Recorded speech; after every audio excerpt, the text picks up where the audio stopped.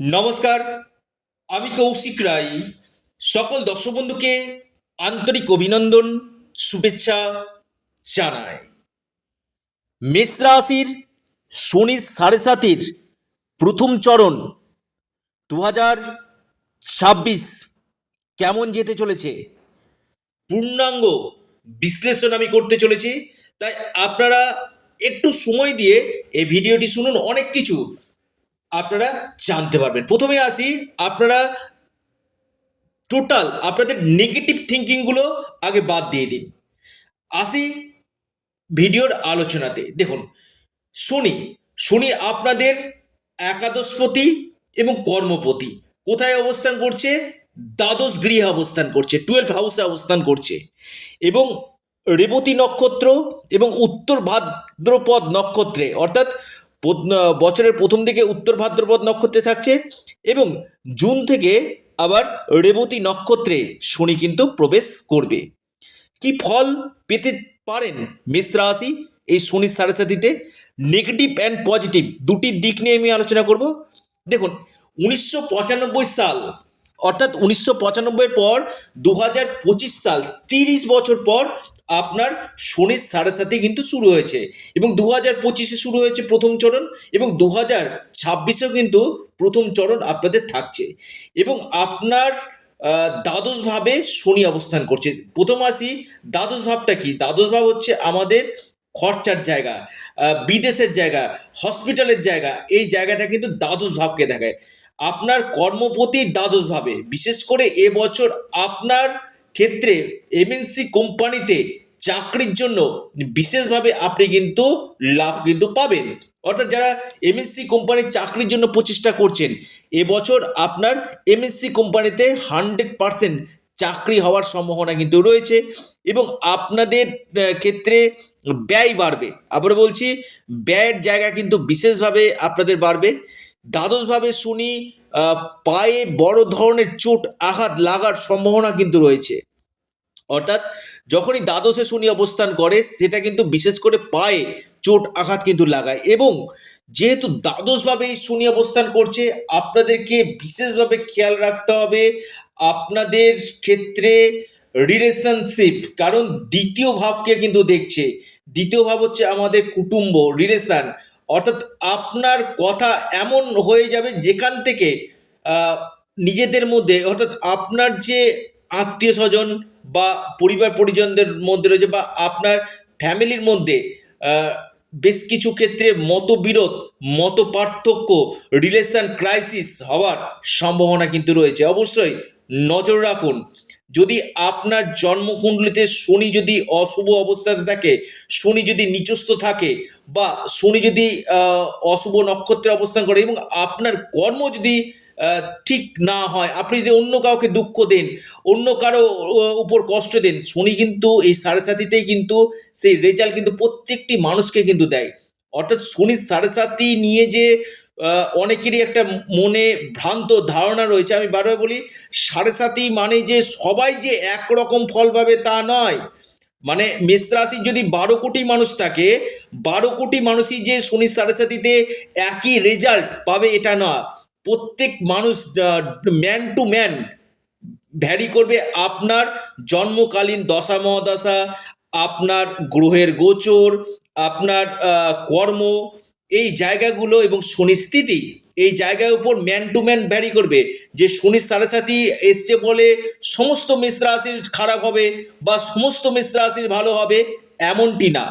এটা সম্পূর্ণ ডিপেন্ড করবে প্রত্যেকটি ব্যক্তির জন্ম ছকের উপর। তাই আমি বারবার বলি, আলোচনাগুলো একটু গুরুত্বপূর্ণভাবে শুনবেন। শুধু আমার মেষ রাশি এই জিনিসটা মাইন্ড থেকে বার করে দিন। এবং ভয় না, এটা আপনার থেকে বার করতে হবে। কারণ শুধু ভয় করলে হবে না, শনির সাড়ে সাথী জিনিসটা কি সেটা বুঝতে হবে।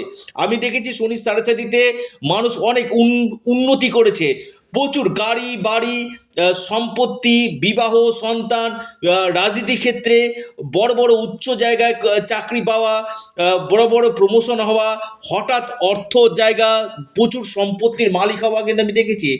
তাদের জন্মকুণ্ডলে শনিকে ভালো থাকতে হবে, আপনার কর্মকে ভালো থাকতে হবে, তবেই কিন্তু এই শনির সাড়ে সাথে আপনাকে কিন্তু বেস্ট রেজাল্ট কিন্তু দিবে। এবং দ্বাদশভাবে এই শনি, আবারও বলি, আপনাদের ফরেন যাত্রা হবে, আপনাদের লং ট্রাভেল, ফরেন ট্রাভেল হওয়ার প্রবল সম্ভাবনা কিন্তু এবছর কিন্তু দেখা যাচ্ছে। যারা হসপিটাল ম্যানেজমেন্টের সঙ্গে যুক্ত রয়েছেন তাদের ক্ষেত্রে কিন্তু বেস্ট রেজাল্ট আপনাদেরকে কিন্তু দিবে। তবে খরচ বাড়বে, পায়ে চোট আঘাত লাগার সম্ভাবনা কিন্তু রয়েছে। এবং শনি যেহেতু আপনাদের কর্মাধিপতি, আমি বলবো আপনাদের কর্মক্ষেত্রে পরিবর্তন, কর্মক্ষেত্রে কিছু চেঞ্জ, যেহেতু শনির নক্ষত্রে, উত্তর ভাদ্রপদ নক্ষত্রে প্রবেশ করেছে শনি, আপনাদের বিশেষ করে জানুয়ারি থেকে মে মাসের মধ্যে কর্মক্ষেত্রে কোনো বড় ধরনের পরিবর্তন আসার সম্ভাবনা কিন্তু আপনাদের রয়েছে মেষ রাশি। এবং এর সাথে সাথে যেহেতু একাদশপতি, আপনাদের ইনকাম সোর্স বাড়বে। আমি আবার একাদশভাবে রাহু অবস্থান করছে, কিন্তু আপনাদের এবছর ইনকামের জায়গাটা কিন্তু ভালো কিন্তু দেখা যাচ্ছে। দ্বিতীয়ভাবে দৃষ্টি দিচ্ছে, আমি বলবো আহ, আহ, অর্থনৈতিক দিক থেকে ভালো, কারণ মিত্র ঘরে দৃষ্টি দিচ্ছে। যখন শনি মিত্র ঘরে দৃষ্টি দেয় কিনা, তো অনেকটাই বেটার রেজাল্ট সেই জাতক বা জাতিকা কিন্তু দেয়। আর্থিক দিকটা ভালো, কিন্তু ষষ্ঠভাবে দৃষ্টি দিচ্ছে, পাপভাবে পাপী গ্রহ যখন দৃষ্টি দেয়, বিশেষ করে আমি বলবো আপনাদের স্বাস্থ্য নিয়ে প্রবল সম্ভাবনা রয়েছে। বিশেষ করে আপনাদের স্কিনের সমস্যা, দাঁতের সমস্যা, পেটের সমস্যা, এই সমস্যাগুলো কিন্তু আপনাদের বাড়বে। অর্থাৎ বেশ কিছু ক্ষেত্রে মেষ রাশির স্বাস্থ্য নিয়ে আপনাদের এবং যখন জুন মাসে আপনার ষষ্ঠপতি এবং তৃতীয়পতি নক্ষত্রে, রেবতী নক্ষত্রে যখন আপনার আসীন হবে কিনা, তখন কিন্তু আপনার বিশেষ করে জুন মাস থেকে আপনার হেলথ ইস্যুটা কিন্তু বেড়ে যাবে, আপনার মেডিকেল এক্সপেন্সেস বাড়বে। এবং মামলা মকদ্দমা যাদের চলছে সেখান থেকে কিছুটা সাবধানে থাকবেন। কোনো কোনো ক্ষেত্রে সমস্যা, আইনি কোনো জটিলতা আসার সম্ভাবনা কিন্তু রয়েছে মেষ রাশি। শত্রুতা বাড়বে, আমি আবারও বলবো শত্রুর জায়গাটা কিন্তু বাড়বে মেষ রাশি। আপনার কথাবার্তার জন্য এই শত্রুর জায়গা কিন্তু আপনার বাড়বে। এবং ফ্যামিলি দিক থেকে কিছু কিছু ক্ষেত্রে সমস্যা, ফ্যামিলি দিক থেকে কিছু কিছু ক্ষেত্রে আপনাদের নেগেটিভ জায়গাগুলো কিন্তু আপনাদের তৈরি কিন্তু করছে মেষ রাশি।